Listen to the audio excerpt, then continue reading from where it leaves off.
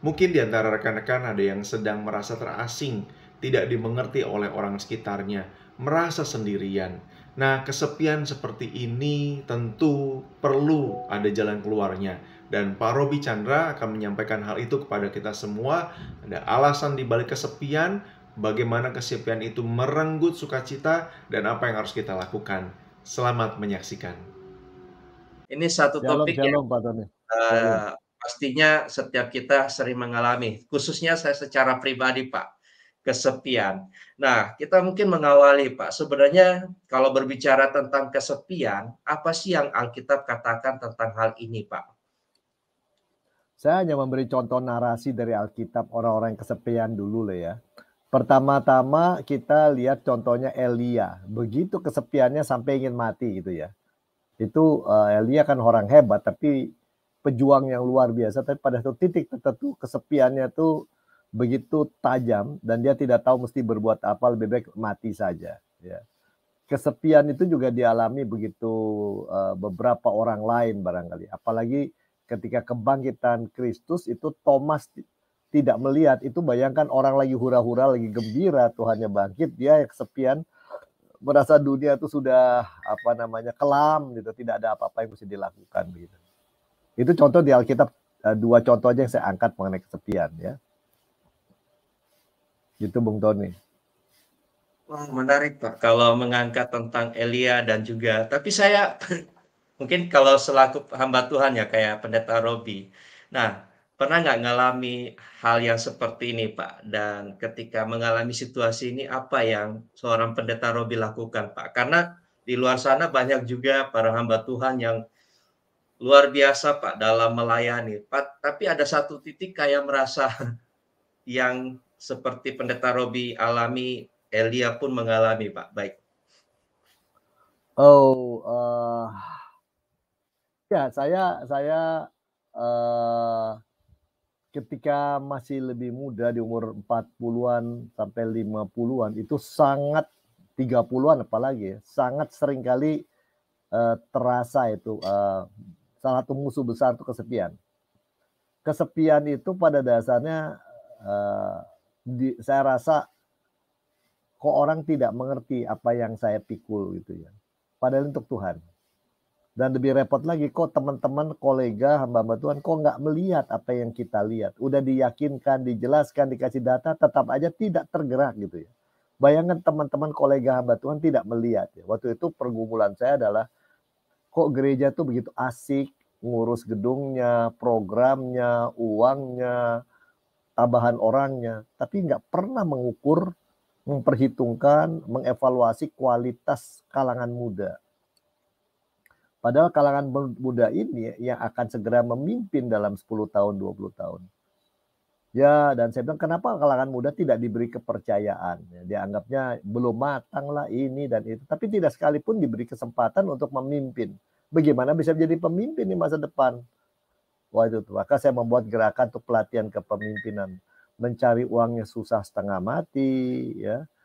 Hanya sedikit dapat orang yang mendukung. Begitu satu orang aja check out, waduh guncangnya luar biasa. Belum lagi orang yang nggak ngerti kok mainnya sama orang muda melulu. Ya kemudian orang nggak buang waktu sia-sia. Apakah ini kompensasi kebutuhan emosionalnya, macam-macam lah gitu. Jadi kita punya keyakinan ini adalah panggilan Tuhan untuk saya. Tapi nggak ada yang mengerti, tidak ada yang dukung. Itu kesepian salah satu penyebabnya adalah merasa sendiri. Itu satu ya.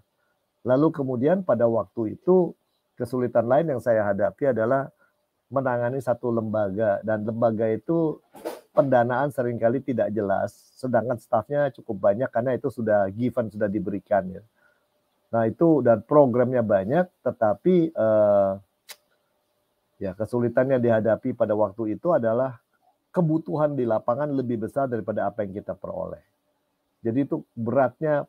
Nah itu saya bisa mengatakan kesepian terjadi kalau kita merasa saya mikul, kok tuh orang lain nggak ngerti saya gitu ya. Itu satu, orang nggak ngerti saya. Bahkan orang dekat pun, teman yang baik, tapi kalau untuk hal itu dia nggak ngerti gitu ya. Nah, saya merasa sendiri karena kesepian mulai dengan merasa sendiri, lalu karena itu kita berada dalam dunia tersendiri, merasa tidak terkoneksi dengan kenyataan lapangan dengan lingkungan. Nah, itu merasa sendiri itu. Kemudian kesepian juga dialami setelah saya mengalami sakit yang cukup berat, dan sakit itu membuat saya tidak boleh bekerja keras. Dan itu akibatnya merasa impian begitu besar akan pupus karena ketololan saya menjaga diri saya. Wah, itu merasa kesepian itu terjadi karena merasa bikin salah ya. Kenapa hidup kok saya nggak jaga dengan baik ya, keteraturan. Nah, lalu kesepian juga merasa tidak berdaya. Itu bisa terjadi kan. Udah nggak tahu mesti bikin apa, punya idealisme tinggi, punya kecintaan sama Tuhan tinggi, tetapi kok tidak bisa diwujudkan. Lalu kesepian kesepian paling berat adalah kalau orang merasa Tuhan pun tidak perhatikan dia. Jadi kesepian itu tidak terkoneksi cukup dengan sebagian besar orang, tidak terkoneksi dengan diri sendiri barangkali ya, maunya apa jadinya apa, lalu tidak terkoneksi dengan Tuhan. Merasa itu gitu ya, merasa tidak ada lagi koneksi sehingga saya kok sendiri. Itu barangkali titik berangkatnya orang-orang yang kesepian ya. Dan seakan-akan tidak lagi ada yang bermakna. Dan itu terjadi kan tokoh-tokoh Alkitab mengalami seperti itu juga. Kira-kira gitu. Bagaimana kalau tanya saya mengatasi itu? Ya saya sekali lagi agak beruntung punya istri ya. Punya istri yang tidak selalu sejalan dengan pikiran saya dan lainnya. Tetapi dia melihat gambar besar apa yang paling berharga buat saya dan buat dia sama gitu ya. Nah itu sangat menolong ya. Dia walaupun kadang-kadang dalam bentuk kritik, dalam bentuk marahin kita ya, kamu kenapa sih harus begitu, kayak nggak percaya aja Tuhan lakukan, jangan terlalu cepat kerja, nggak selalu rencanamu dan tahapmu sesuai. Nah, tetapi itu mengingatkan sekurangnya membuat kita terkonek, ada orang yang memperhatikan kita walaupun dalam bentuk kritik gitu ya, dalam bentuk kritik. Lalu juga saya punya beberapa sahabat, satu di Jawa Tengah saya nggak bisa sebut namanya, itu kemarin juga kami jumpa ya, dia kebetulan bukan orang Indonesia, tapi kami jumpa berkala 6 bulan sekali. Di situ saling curhat. Saya juga bayangin beban dia punya ministry yang sangat berat dulu dari nol, tapi sekarang sudah berkembang, baru sadar betapa perlunya dia tenaga lebih banyak bergabung, dan itu sulit didapat ya. Nah, jadi seringkali kalau kita dipanggil Tuhan untuk mendaki gunung yang tinggi, jalan yang kita tempuh itu orang tidak mengerti dan jalan itu curam, teman kita cuma Tuhan. Tapi karena kita juga butuh manusia, dan karena tidak ada manusia lain, kita masa betul-betul sendiri. Padahal sih nggak sendiri, Tuhan ada di sekitar kita. Gitu Bung Tony. Wah, menarik sekali Pak Pendeta Robi, ini luar biasa. Tapi sebenarnya gini Pendeta Robi, ada satu titik terkadang orang mengalami, pada akhirnya rekan-rekannya bisa bilang begini Pak, mungkin kamu nggak begitu bersyukur ya, punya keluarga yang baik, punya pekerjaan, penghasilan, tetapi kok masih merasa seperti demikian. Nah, yang menjadi pertanyaan adalah, kesepian itu apakah hanya sebuah perasaan atau keadaan Pak yang dialami setiap orang Pak?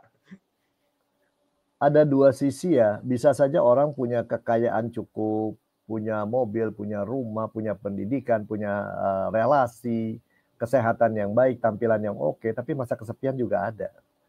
Kenapa? Karena kesepian itu adalah, pertama memang ada perasaan bahwa saya sendiri. Ada penangkapan bahwa saya tidak dipahami orang. Ada perasaan bahwa Tuhan pun tidak dekat sama saya gitu. Itu yang paling berat itu ya. Atau memang kalau tidak pernah hubungan sama Tuhan ya benar-benar tidak ada yang bermakna dalam hidup ya. Tidak ada yang lebih besar. Jadi memang unsurnya perasaan ya, dan keadaan. Tapi ya sebaliknya ada orang yang betul-betul hidup terpencil ya, lalu orang tidak mengerti dia, apa yang dia pikirkan, apa yang dia tulis, apa yang dia bicarakan, tapi dia tidak kesepian karena dia tahu apa yang dia lakukan. Dia cukup kuat ya. Masa bodoh istilahnya, orang tidak mandang saya pikulan saya berat, nggak punya teman, tapi dia begitu kuat mengejar tujuannya dan komitmennya itu, sehingga dia tidak sempat untuk kesepian karena dia habis-habisan begitu. Tapi kalau lihat tokoh-tokoh di dunia, Martin Luther ya, atau orang seperti mungkin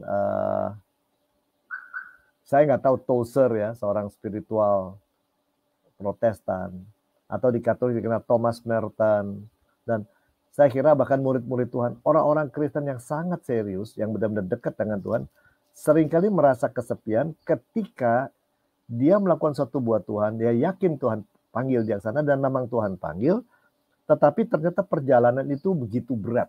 Dan dia sehingga merasa Tuhan pun tidak selalu ada di sekitar dia. Itu bisa terjadi. Tapi kedua, kesepian terjadi pada perasaan pada orang yang mungkin punya banyak dan ini aja, tapi hidupnya tidak bermakna. Ini buat apa sih semua? Itulah ada orang yang punya kekayaan hebat bisa bunuh diri juga. Karena dia rasa semua tidak bermakna. Ya itu terjadi karena dia tidak ada kedekatan dengan Tuhan. Jadi sekali lagi orang yang kesepian karena tidak dekat dengan Tuhan, tidak merasa hidup itu punya makna yang misi yang Tuhan berikan, atau orang kesepian karena dia kerja buat Tuhan, dekat sama Tuhan, cuman perjalanan dia begitu berat, tidak ada orang yang menemani dia gitu katanya. Dan ini nih. Dan banyak orang sekarang, ada orang-orang muda yang kesepian karena begitu. Teman tuh ada kalau ada perlunya gitu ya. Oh main game rame-rame, main craft lah, apa chatting, kalau ada perlunya. Begitu nggak ada perlunya, masing-masing sendiri-sendiri. Dan pada saat itu dia masa kesepian banget. Gitu. Ternyata teman tidak jadi andalan. Nah kalau ditanya apakah orang kok udah punya banyak nggak bisa bersyukur sehingga kesepian. Sekali lagi itu kan soal persepsi. Ya, buat yang satu punya mobil aja udah puji Tuhan gitu. Buat yang satu punya Avanza aja udah ngeluh ya Tuhan. Yang lain-lain pakai mobilnya Alphard, pakai Tesla, saya pakai Avanza. Ada saya pakai ya. Jadi ini masalahnya kita punya standar-standar yang kadang-kadang kita mutlakan itu ya. Kira-kira begitu. Tapi bayangan kayak Musa ya. Kesepian juga bisa terjadi kalau kita berkali-kali mengalami kegagalan padahal melayani Tuhan. Musa itu sampai ketuk batu gitu, sampai marahnya gitu ya. Kamu ya bisa. Saya bisa bayangkan perjalanan dia sepinya kayak apa ya. Dia turunan orang terdidik di sekitar Firaun, dia pernah jadi gembala, udah langsung ketemu Tuhan, mengalami mujizat, mimpin bangsa yang ngomel melulu, bersungut-sungut setengah jalan ya. Padahal sudah dibebaskan dari Mesir. Bayangkan kalau pemimpin kayak gitu perasaannya kayak apa gitu ya. Nah itu barangkali ya. Bagi para pemimpin makin besar tugas yang Tuhan berikan, makin banyak kesepian kita bisa-bisa. Kalau kita tidak cukup tahu kapan berhenti dan menjaga waktu kita dengan Tuhan. Gitu, betul nggak Bung Tony? Jadi artinya kita bisa melakukan pelayanan Tuhan, tetapi waktu kita dan kedekatan kita sama Tuhan, kita rasa aku tiap hari ngerjain kerjaan Tuhan, ini sudah cukup akrab. Padahal kadang-kadang kita perlu berhenti sama sekali dan ya hanya dengan dia. Ngobrol dengan dia, curhat dengan dia, sehingga itu kesepiannya berkurang. Nah, tapi kalau orang biasa, kesepiannya itu terjadi bisa juga gitu. Anda cinta Tuhan, Anda percaya Tuhan, tetapi kehidupan berjalan tidak menurut maunya Anda. Lalu katakan pasangan hidup berkhianat, lalu kita ditinggal, utang ditinggal, anak begini. Dan pada saat itu kok ngomong sama orang bukannya bantu, malah ngegosip. Dan di situ kita betul-betul merasa sendiri, mikul sendiri. Nah, itu berat.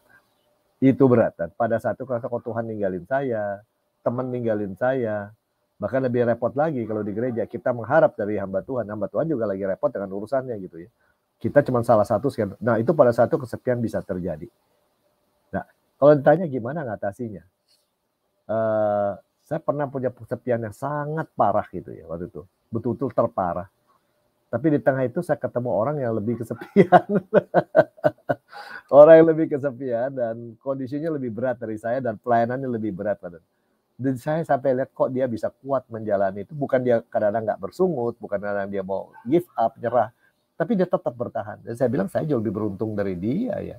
Saya masih ada di Jakarta, dia melayani di Papua. Saya masih punya teman, dia nggak ada teman yang ngerti latar belakang dia dan misi dia. Jadi saya lalu dari situ saya melihat banyak yang bisa saya syukuri. Kenapa saya masih merasa kurang aja sehingga merasa sendiri aja.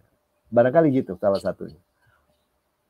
Oh, ini menarik sekali ya Pak. Terkadang banyak orang mungkin ya Pak, diberikan visi yang besar, tanggung jawab yang besar, tetapi orang sekitarnya nggak mengerti Pak, apa yang dia pikirkan, apa yang dia rencanakan, sehingga merasa berjalan sendiri Pak. Ini satu hal yang titik poin yang kita bisa dapatkan dari Pendeta Robi. Nah, kembali lagi Pak, terkadang banyak orang atau khususnya Pak anak muda untuk istilahnya bahwa dia keluar dari kesepian, dia tanda kutip bisa membeli Pak. membeli dengan cara apa? Menyediakan apa yang orang-orang sekitarnya butuhkan. Sehingga pada saat itu orang-orang bisa berkumpul, bermain, dan dia merasa puas. Tetapi kan itu nggak bisa terus-menerus, Pak. Orang akan meninggalkan kembali ke titik kesepian lagi, Pak. Nah, sebenarnya bagaimana cara menolong orang-orang seperti ini, Pak, di saat kondisinya seperti itu? Karena banyak anak-anak muda yang justru mereka di tengah keluarga, orang tua begitu sibuk, sehingga semua fasilitas memang dilengkapi, Pak. Tetapi kan mereka butuh kebersamaan. Nah, kebersamaan itu dicari lewat yang seperti tadi, Pak. Menyediakan kebutuhan buat teman-temannya, sampai pada akhirnya ya seperti itu, Pak. Ditinggalkan, kemudian kembali lagi kepada kesepian, Pak. Ada dua sisi ya. Dalam hidup tuh ada saat kita bertindak, berkarya, dan giat gitu, punya kegiatan. Itu satu hal. Bisa memang orang menghilangkan kesepian dengan melakukan sesuatu yang bermakna buat orang lain. Misalnya seorang anak yang kesepian karena ayah ibu bercerai, dia tinggal dengan ibu yang banyakkan bekerja, dia sendiri saja di rumah pulang sekolah. Ya dia nge-game juga, tapi dia lihat ada teman-teman sekitar dia lebih parah gitu ya. Udah kedua orang tua bercerai, si anak itu dikasih kepada adiknya dari si ayah atau ibu, sehingga tidak hidup dengan orang tua kandung. Itu kan pasti kesepian ya, dan penyesuaian dan goncangan. Lalu anak yang tadi kesepian pertama ini memperhatikan mereka, itu bertindak memperhatikan, menghibur, itu bisa menolong, memang mengisi kesepian. Itu kan perasaan kosong di dalam hati, lalu diisinya itu dengan berbuat baik, melakukan sesuatu buat orang lain yang lebih susah daripada kita, sehingga kita merasa berharga. Itu bisa, sehingga hati kita tidak lagi, sebab inti dari kesepian cuma satu, kita memikirkan terlalu banyak kebutuhan diri dan emosi kita. Nah, kalau itu kita kurangi dan itu bisa menolong.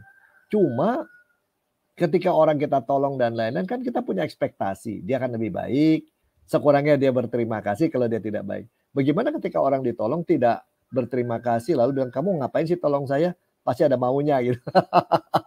Kita udah nolong, nyediain waktu, udah nyediain uang, begitu kan. Wah, itu kan berat. Lalu atau ditolong pun orang itu bukan apa, lalu makin kacau hidup dia. Di situ kita akan merasa, aku ini nggak berharga karena aku tidak mencapai apa yang baik. Nah, jadi double kesepiannya kalau begitu kan. 2 kali lipat gitu kan. Udah orang nggak ngerti saya memang gagal bikin tindakan. Jadi itu kesalahan pertama kalau kita kesepian hanya mengatasi dengan tindakan. Nggak bisa. Nggak cukup. Itu hanya bisa sementara. Nah, dalam hidup ada sisi lain daripada bertindak, berkarya, dan kerja, itu belajar diam. Dan Alkitab sebut dalam diam dan ketenangan kembali kepada Tuhan, di situ kita merasakan kedekatan, kekuatan dengan Dia. Nah, itu yang kadang-kadang di orang modern tidak dialami. Kita kerja, belajar, berrelasi, kirim WA. Atau kapan sih kita diam, tidak bikin apa-apa? Belajar tidak bikin apa-apa, diam bersama Tuhan. Itu Bung Tony barangkali salah satu yang saya katakan sangat penting. Dan pada waktu bersama Tuhan itu kita bisa ngobrol, curhat aja. Aku kesal, aku bingung, aku sepian. Seadanya sehingga kita lega. Dan kita merasa akhirnya dengan melakukan itu, biasa melakukan itu, nanti merasakan bahwa Tuhan mendengar dan Tuhan menjawab dengan caranya gitu ya. Cara yang sangat sederhana kadang-kadang tapi bisa terjadi.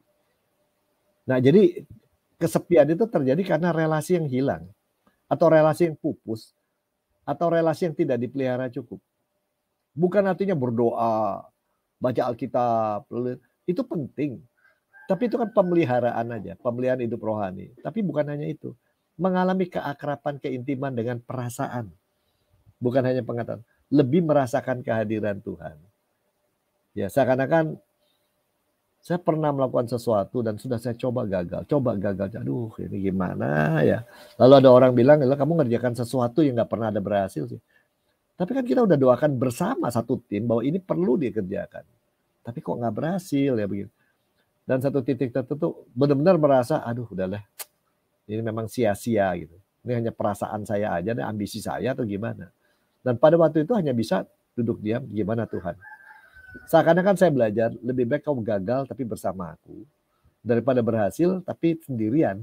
Nah, pada waktu itu, iya ya, ini pelayanan ini bukan untuk mencapai hasil utama. Tapi pelayanan itu membuat minimum Kalau semua hal gagal, saya semakin akrab dengan Tuhan. Menyadari kuasa dan kasih-Nya mengikuti kita. Ya. Orang yang paling sepi barangkali orang kayak Maria Magdalena ya. Sama Maria yang satunya lagi pergi ke kuburan Tuhan Yesus. Ingin meminyaki Tuhan dengan pikiran kelam ini perjalanan kematian. Ternyata ke sana enggak itu ya. Menjadi perjalanan kehidupan dan mereka disuruh untuk mengabarkan Injil kebaikan Tuhan, kebangkitan. Bisa bayangin ya. Di situ kan mereka dengan sukacita berangkat, tapi juga ada rasa takut.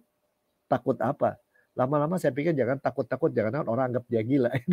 Kamu cari fantasi aja gitu ya. Bayangin kesepiannya, dianggap orang aneh gitu kan ya. Ya, tapi kalau benar-benar kebangkitan tidak terjadi, kenapa miliatan orang dari zaman ke zaman terus mengalami sesuatu dan meyakini sesuatu dalam hal itu. Ya, tapi sekali lagi makin banyak hal yang luar biasa Tuhan berikan pada kita, makin mudah kita jatuh dalam kesepian kalau kita tidak terus merasakan kedekatan dengan Dia ya. Dan itu saya juga ingatkan diri saya terus-menerus ya. Terima kasih Pendeta Robi. Ketika Pendeta Robi menyinggung tentang Maria Magdalena maupun juga rekan-rekannya yang sempat mengalami kesepian, dan pada akhirnya bisa mengalami yang namanya sukacita di dalam memberitakan kebangkitan Tuhan Yesus. Nah, mungkin di antara kita ada yang mengalami kondisi yang demikian. Kita itu sudah berjuang dalam pelayanan, tetapi masih merasa kesepian. Nah, bagaimana menemukan sukacita di dalam pelayanan dalam hal mengabarkan Injil, Pak? Karena ini yang dibutuhkan bagi para hamba Tuhan. Baik. Ini sangat menarik ya. Tuhan Yesus tuh kita kan baru melalui Jumat Agung. Dalam Jumat Agung tuh kan dia mengalahkan penderitaan ya. Termasuk kesepian. Walaupun tidak ada kata kesepian di Alkitab secara menyeluruh. Tapi intinya gitu. Dia sendiri ditolak oleh agama. Bayangin tokoh agama menolak dia. Ya kalau menolak kita orang aneh ya. Tapi tokoh agama yang dianggap agama resmi menolak kita. Berarti something wrong dengan diri kita. Ditolak oleh masyarakat. Salibkan dia. Lalu murid yang paling dekat mengkhianati dia. Lalu ketika dia digantung, orang mengejek-ejek barang apa dia punya, baju jubahnya pun satu-satunya diambil orang. Badannya dihancurkan, sengsara, lapar, haus. Masih begitu masih diejek di atas gitu ya. Yang ngejek penjahat juga. Itu kan boleh kata dan pada saat itu jadi murid, masyarakat, orang-orang agama, teman-teman dan semua meninggalkan betul-betul sendiri ya. Sendiri. Bahkan satu titik tertentu mengatakan Eloi, Eloi, lama sabachthani. Mengapa Tuhan aku ditinggalkan? Pada waktu itu dia menanggung semua itu sebagai seorang manusia ya. Keilahian dia dibiarkan tidak digunakan kuasanya gitu. Bayangkan perasaan kesepiannya kayak, tapi dia tidak menyerah dari penderitaan itu. Pada akhirnya dia tidak dibunuh ya. Tuhan Yesus tidak mati disalib dibunuh orang, enggak. Dia memilih menyerahkan nyawanya. Jangan salah. Orang katakan Tuhan Yesus mati disalib betul, tapi kalau yang dibunuh disalib dia nggak dibunuh, dia menyerahkan nyawanya. Ditusuk tombak tuh belakangan kan setelah dia udah nggak ada gitu. Nah itu yang jadi masalah. Jadi waktu itu Jumat Agung kita merayakan bagaimana Tuhan kita mengalahkan penderitaan. Penderitaan tidak bisa mengalahkan dia, termasuk penderitaan kesepian. Itu karena dia punya misi yang jelas. Jadi seorang yang punya misi jelas, hidup tuh mau dipakai apa, kekuatan menghadapi kesepian lebih besar. Orang hidupnya hanya ngelalir aja dan mencari hal yang enak aja, begitu ada penderitaan maka akan lebih mudah kesepian. Ya.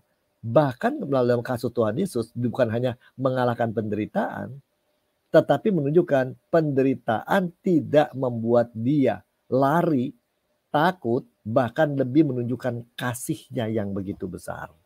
Itu yang luar biasa gitu kan. Penebusan terjadi karena itu ya. Nah, kemudian ternyata bukan hanya itu, sampai mati, kematian pun tidak bisa mengikat dia, kematian pun tidak bisa belenggu. Tuhan mengalahkan itu. Dan murid-murid yang kesepian gurunya nggak ada, di-reject oleh masyarakat juga, ditolak. Pada waktu itu kemudian dibuat kaget bahwa dia bangkit dan hadir. Lalu dia mesti menceritakan itu. Bayangkan Maria begitu Tuhan bilang jangan takut, ceritakan tentang kebangkitanku kepada murid-murid. Bisa membayangkan nggak ya? Dua pilihan kan, mereka begitu gembiranya cerita atau mereka akan dianggap orang ini lagi mabok barangkali kan. Kan itu ada cerita ini lagi mabok nih orang-orang ini lagi bikin lagi euforia lagi apa nggak tahu lah gitu. Jadi omongan itu. Jadi memang bagaimana kita supaya dalam kehidupan menjalani hidup ini, kalau kesepian sekali-sekali ada ya, tapi begitu ada segera datang kepada Tuhan dan akui saya sedang sepi. Dan saya sepi itu bukan karena keadaan susah, karena keadaan lebih susah juga pernah ada kok nggak sepi. Karena perasaanku lagi galau, merasa jauh dari engkau, jujur aja. Semua kesepian kan disebabkan karena kita menjauh dari Tuhan dan mengganti dia dengan pekerjaan, dengan pelayanan, dengan apa. Nah, satu itu. Tapi kedua, kalau untuk hamba-hamba Tuhan, saya pesan utama ada seringkali kok hamba-hamba Tuhan tuh hidup sendiri-sendiri ya. Ngerjain pelayanan sendiri. Satu gereja lomba Tuhannya 5, masing-masing sendiri-sendiri dengan pelayanannya, dengan bidang masing-masing. Kayak nggak akrab gitu ya. Saya sih beruntung di gereja di mana kami ketemu 2 mingguan, ngobrol. Kadang-kadang juga dengan 2-3 orang kulineran. Nah ini yang lain kok banyak tempat sendiri-sendiri ya. Gereja 2 sama-sama gereja Protestan di satu jalan 3 kayak orang nggak kenal aja gitu. Padahal anak-anak Tuhan semua ya. Bayangin perasaan Tuhan gimana ya. Ngelihat anaknya hanya gak beda aliran aja kayak orang nggak kenal gitu. Bahkan ngomongin yang jelek, nggak mau kerja sama. Ya nggak usah heran kesepian. Kesepian terjadi ketika mengejar ambisi pribadi dan itu memang sebenarnya di bawah sadar kita tahu itu bukan yang Tuhan inginkan. Gitu. Barangkali itulah, punyalah teman. Itu penting. Punya teman itu penting banget dalam hidup. Ya. Dan di situ saya banyak suka bergaul dengan para ustadz, dengan kiai. Itu persahabatan antara mereka kok saya kadang belajar. Iya ya. Nah, seorang sahabat saya, seorang ustadz juga. Kalau kita nggak ketemu, nggak ngobrol, nggak enak gitu ya. Ngobrol, nggak ada apa-apa, cuma ngobrol aja. Nah ini kita nggak, kalau ada perlu baru nyari orang. Ya, ini yang salahnya barangkali itu. Sama, nyari Tuhan juga kalau ada perlunya. Nggak bisa begitu dong. Perlu nggak perlu, ngobrol sama Tuhan kan perlu. Itu ya barangkali ya Bung Tony. Ya kita juga udah lama nggak makan bareng nih Bung Tony. Yuk, kapan-kapan kulineran yuk. Belum pernah kan ke kampung seafood. Wah ini luar biasa Pak. Ini kalau ketemu dengan Pendeta Robi biasanya banyakkan bicara pelayanan Pak. Dan sangat menarik. Wah nggak terasa Pak waktu kita. Tetapi ada satu poin tadi Pendeta Robi sampaikan tentang punya teman Pak. Nah yang menjadi pertanyaan sekarang adalah, artinya kan kita harus punya partner.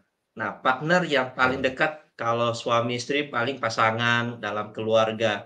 Tetapi ketika ada satu titik di mana sudah tidak saling percaya, Pak, itu akan menimbulkan yang namanya kesepian. Nah, apa yang harus dilakukan? Dan tahap mana perlu namanya pertolongan, Pak, ketika dalam masa ini?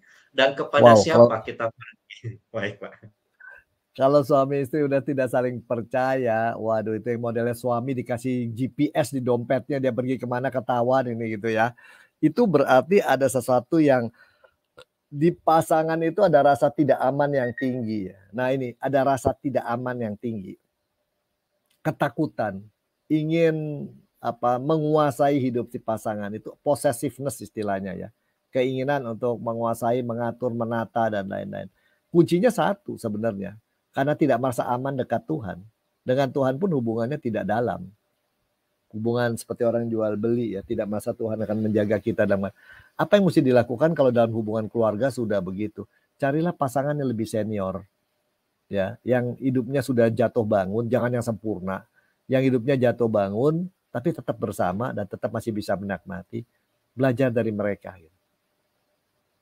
Kira-kira gitu ya. Nah, kalau bicara suami istri, salah satu untuk menghilangkan kesepian satu, jangan takut berkelahi antara suami istri. Kalau berkelahi itu artinya apa? Masing-masing masih punya harapan dia lebih baik. Kalau udah nggak berkelahi, udah nyerah. Diapain juga dia sudah begini, udahlah percuma saya udah nyerah. Nah, kalau kita udah nyerah itu yang repot itu ya. Itu udah repot itu. Nanti mencari tempat lain untuk bisa curhat atau bisa apa, itu yang repot itu ya. Jadi memang dalam membuat menggambarkan hidup, pasangan hidup supaya tidak kesepian, bukan hanya soal kita hidup harmonis. Jadikan pasangan kita orang yang kita hormati, kita cintai dan jadi teman. Ya, teman bergurau itu perlu ya seadanya. Nah, dia kadang-kadang terutama pendeta di rumah itu jadi pendeta, cukup dong di rumah jadi bapak dulu nomor 1 atau jadi ibu atau jadi pacar dari pasangan kita itu dulu. Kedua jadi pendeta, jadi pendetanya di gereja gitu. Kalau nggak di rumah jadi pendeta terus apa-apa buka firman Tuhan, apa-apa menengking orang, istrinya nggak punya suami, punyanya pendeta, kan kasihan. Itu yang dikatakan oleh seorang pendeta senior. Di rumah kau nomor utama tugasmu sebagai bapak dan jadi suami. Di luar memang peranmu pendeta. Ketiga jadi pendeta, bukan dibuang pendetaannya, tapi peran utama sebagai suami dan itu. Kira-kira gitu. Sama dengan dokter. Kalau di rumah dokter itu menjadi dokter, istrinya bilang, ayo makan mas. Wah ini proteinnya sekian persen, ini secara diet ini begini. Akhirnya hubungannya jadi kayak apa begitu ya. Atau kalau seorang psikolog itu menikah dengan seorang biasa, di rumah nomor satu dia istri, jangan sampai di rumah nomor satu suaminya diterapi dulu, tunggu dulu dong, bikin diagnosis. Nah itu kira-kira yang perlu kita jaga ya. Wah, terima kasih Pendeta Robi. Baik Ya. Pak, ini satu pertanyaan penutup Pak buat kita semua. Saya seringkali dengar Pendeta Robi itu suka ke gunung Pak, maupun juga menyelam dulunya Pak. Nah, Ya. sebagian orang kan bukan hanya hobi tetapi mencari ketenangan Pak dalam hal ini. Artinya kan kalau dalam satu lagu kan ke gunung itu untuk mencari damai, ke lembah atau jurang itu untuk mencari damai, tetapi hanya dalam Tuhan Yesus itu kutemukan damai. Nah, yang menjadi pertanyaan sekarang adalah banyak orang berusaha mencari damai, termasuk masuk ke gereja pun setelah Iya, keluar tetap nggak ada damai, Pak. Nah, damai. ada tips nggak sebenarnya dari Pendeta Robi? Apa ada yang salah dalam mencari atau harusnya seperti apa, Pak? Harapan kita pada Tuhan itu seringkali tidak pernah kita evaluasi ya.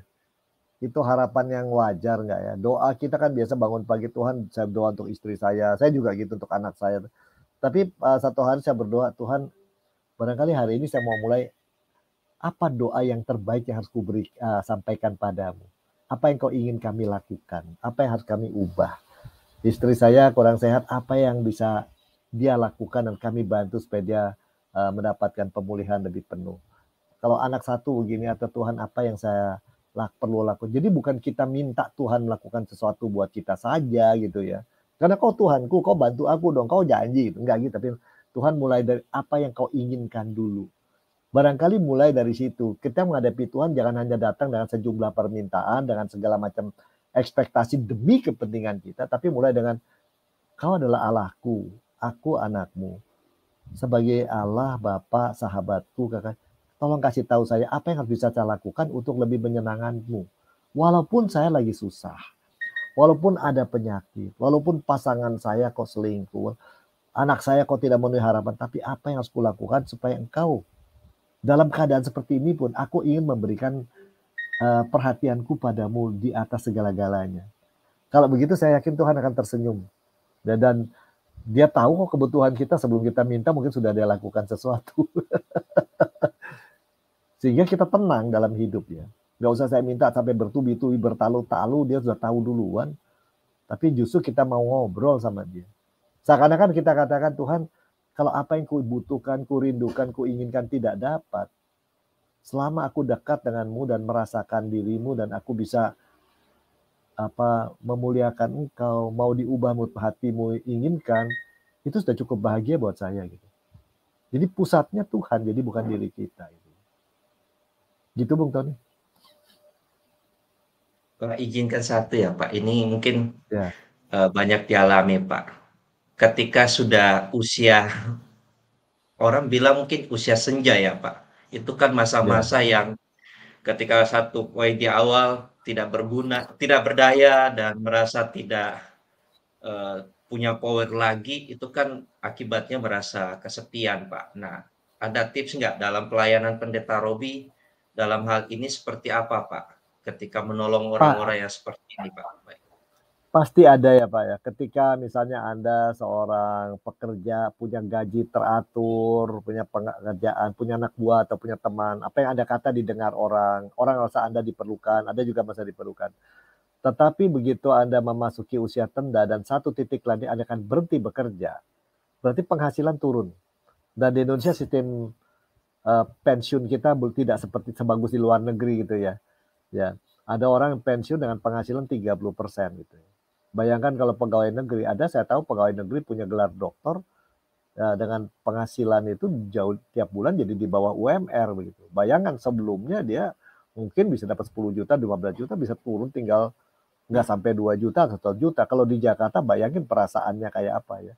Nah ini pertama kehilangan kantor, tempat teratur kita berada di sana. Itu kehilangan itu, jadi harus kerja di rumah, itu banyak orang nggak siap untuk itu loh. Saya juga ketika baru mengalami COVID itu harus kerja di rumah. Rasanya biasanya rumah itu tempat nonton TV, main-main anak, baca buku, relax. Sekarang jadi tempat kerja. Itu satu itu. Lalu kebiasaan di tempat kerja itu tempat minuman, tuh WC, itu ini staff saya di sana, ada apa minta tolong. Sekarang semua mesti dikerjakan sendiri. Itu kan merasa kita kekurangan power tadi ya, penghasilan kurang ini itu satu. Dan belajar lebih hemat. Tapi kedua, teman yang dulunya nyari kita seminggu 2 kali, sebulan sekali, sekarang hilang. Seakan-akan kita tidak perlu lagi. Apalagi di SMS nggak dibalas, itu seakan-akan ghosting. Padahal dia mungkin lagi Zoom atau apa. Di ghosting itu nggak enak banget gitu ya. Masa gue udah nggak berharga apa-apa. Apalagi kalau orang itu favorit kita. Saya punya orang yang saya favorit gitu ya. Bukan apa-apa, saya pikir aduh kalau aku punya anak seperti dia tuh bangga luar biasa. Tapi akhirnya kok ghosting, SMS nggak dibalas, WA nggak dibalas, telepon mau makan yuk bareng loh. Ya jauh-jauh hari lah. Hanya itu the last one itu. Udah 3 tahun begini. Tanya teman-teman mana dia. Kita juga bingung Pak, dia juga hilang juga. Satu pihak khawatir, satu pihak apa memang dia tidak mau itu atau dia butuh ruang. Tapi kita sebagai orang yang pada senja itu merasa, apalagi kalau udah usia senja, anak jarang ke rumah gitu. Wah, itu atau pulang ke rumah hanya cari buku dia pergi lagi itu. Itu apa dia sudah punya rumah sendiri, itu berarti makin aku merasa tidak berguna, aku tidak berdaya, penghasilan kurang, makin di pinggir di masyarakat ya. Dulu pakai mobil bagus, sekarang mau keluar mobil dihitung dulu bensinnya berapa gitu ya. Lebih baik jalan kaki aja atau pakai sepeda. Wah itu pasti berat. Lalu pergi belanja, orang menghormatinya juga seakan-akan kita nih bukan orang yang bisa keluarin duit, itu yang muda-muda dulu ya, tua belakangan. Nah ini yang kayak begitu banyak orang tua lalu merasa down. Lalu cerita yang dia dengar tiap hari teman baiknya sekelas meninggal. Terus dia meninggal, tinggal dia gitu ya. Wah itu merasa benar pada waktu itu saya sendiri. Apalagi punya pasangan yang nggak ngerti. Nah apa yang bisa dilakukan pada saat itu? Pada waktu itu termasuk hamba Tuhan, kita udah nggak punya banyak betul ya. Uang udah nggak ada, relasi udah nggak sebesar dulu. Apa yang dihormati orang sekarang ya orang hanya mentolerir. Ya udah terimalah itu. Tapi itu ada yang bisa kita ada satu yang nggak dimiliki orang lain. Kita punya kebebasan ngatur jadwal. Kita bisa memilih apa yang kita bisa lakukan yang orang lain nggak mau lakukan. Dan kita bisa mengatakan tidak. Kita bisa tidur 3 hari 3 malam. Kita kaya loh. Dan kita bisa merefleksikan banyak dan membuat mencatat peristiwa-peristiwa masa lalu yang kita mau dibagikan pada generasi berikut. Nah ini kan menarik ini ya. Ya, saya merasa terima kasih dengan Bara karena saya bisa cerita tentang waktu susah hidup kayak apa, kematian anak gimana, dan kadang-kadang bagaimana waktu kita tempur sama istri. Dan sehingga itu yang saya bagikan supaya orang-orang muda hidup Kristiani itu bukan selalu aman, tentram, saleh, hidup foya-foya, mati masuk surga itu di dunia fantasi mas. Nyatanya nggak gitu, tapi justru ketika susah, lagi galau, lagi kesepian, tetap kita rasakan Tuhan ada di sana, kita tidak sendiri. Gitu Bung Tony. Amin, terjawab sudah Pak apa yang menjadi pergumulan selama ini. Walaupun memang belum ada di sana, tetapi akan menuju ke sana setiap kita mengalami situasi yang demikian yang disampaikan oleh Pendeta Robi. Terima kasih Pak Pendeta Robi untuk malam hari ini. Mungkin ada statement closing Pak buat rekan-rekan yang menyaksikan saat ini Pak. Ya, mengalami kesepian sesekali, merasa tidak terkoneksi cukup dengan Tuhan, dengan diri kita sendiri, kita nggak ngerti diri atau orang-orang dekat kita, itu adalah bagian dari hidup yang memang harus kita jalani. Tetapi jangan biarkan itu menjadi perasaan yang mendominasi, mewarnai kehidupan kita sehingga kita merasa kelam. Memang banyak para artis dan penulis, penyair, dan teolog yang sangat kesepian lalu menuliskan dan masih karya yang luar biasa. Karena pada waktu kesepian kita menilai orang, mengevaluasi seluruh hidup itu kelebihannya ya. Tapi sekali lagi pada dasarnya gini, kalau Anda tidak mengalami yang ekstrim-ekstrim dan seperti itu dan lain-lain, ingatlah apapun terjadi Tuhan tidak pernah tinggalkan kok. Ya kita Tuhan tidak tinggalkan. Kecuali Anda yang merasa sudah ditinggalkan lalu Anda meninggalkan Tuhan. Tuhan nggak pernah meninggalkan Anda. Jadi di tengah susah, di tengah orang nggak ngerti kita diomongin macam-macam, di reject, ditolak, tetap ada Tuhan di samping kita. Ya bayangkan Paulus ya, Rasul Paulus itu murid-murid pertama pasti ini benar orang ini benar dia menganiaya kita, nangkepin kita. Sekarang khotbah tentang Tuhan Yesus ini supaya nyusup ke tengah kita apa bagaimana? Dicurigainya kan butuh waktu itu kan ya. Dan dicurigai pasti dia bayangkan perasaannya ya. Nah itu ya, jadi sekali lagi makin kadang-kadang makin besar tugas yang Tuhan berikan pada kita, makin besar risiko kesepian terjadi. Sesekali bisa dipahami, tapi jangan itu menjadi satu yang mendominasi. Nanti salah-salah pelayanan itu menjadi, atau karya kita di rumah di lain menjadi satu saat hanya untuk mengisi kekosongan diri. Kalau begitu kan repot ya, jadi ambisi diri gitu ya. Nah kira-kira demikian ya. Jadi kesepian, kekosongan, dan kekosongan itu bisa diisi dengan justru cinta kasih yang kita alami dari Tuhan. Terima kasih Pendeta Robi, dan seperti biasa Pak, di akhir acara kami persilakan kepada hambanya untuk menolong kita dalam doa. Mari kita berdoa. Bapak, semakin kami merenungkan, semakin kami menyadari bahwa di dalam hidup ini Kau tidak ingin kami menjalani hidup dengan nyaman saja. Kami bukan turis di dunia ini, tetapi Tuhan inginkan kami menjadi pejuang dan pemenang. Dan pemenang itu bukan berarti kami selalu sukses secara duniawi. Tetapi justru ketika ada derita, seperti Kristus kami pikul sampai akhir. Dan kami tidak menyerah. Dan kami tidak merasakan lalu kami dibuang, dicampakkan oleh Tuhan dan manusia. Nah, juga ketika kami sukses dan orang datang hanya untuk mengambil sukses kami tahu juga saat itu kami ada Tuhan yang paling dekat dengan kami. Bagi teman-teman yang kesepian, karena persoalan keretakan rumah tangga, masa tidak berdaya, masa merasa tercampakkan, pada saat ini kami percaya Roh Tuhan mau hibur mereka.